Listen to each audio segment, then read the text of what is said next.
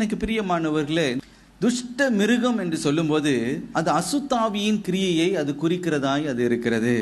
எனக்கு பிரியமானவர்களே, அசுத்தாவியின் கிரியைகள் இது துஷ்ட மிருகத்தை போல தேவ ஜனங்களுக்கு விரோதமாக அது எழும்புகிறதா. ஆனால் எனக்கு பிரியமானவர்களே, கர்த்தர் இன்றைக்கு உங்களை பார்த்தவர் சொல்லுகிறார், இந்த துஷ்ட ஆவியின் கிரியைகளை நான் துரத்தி விடுவேன். துரத்தி விடும்பொழுது பெரிய ஜெயத்தை ஆண்டவர் கொடுப்பார். ஆவிக்குரிய மண்டலத்தில் ஜெயிச்சிட்டீங்கன்னா இந்த உலக பிரகாரமான மண்டலத்தில் ஜெயத்தை நீங்கள் பெற்றுக்கொள்வீங்க. ஆசீர்வாதமான மாறுதம், பிஹேவியரல் சேஞ்சஸ் உண்டாகும், உங்களுக்குள்ள உண்டாகும், பிள்ளைகளுக்குள்ள உண்டாகும். உங்களுடைய பிஸ்னஸில் ஒரு ஆசீர்வாதமான மாற்றம் உண்டாகிறத பார்ப்பீங்க.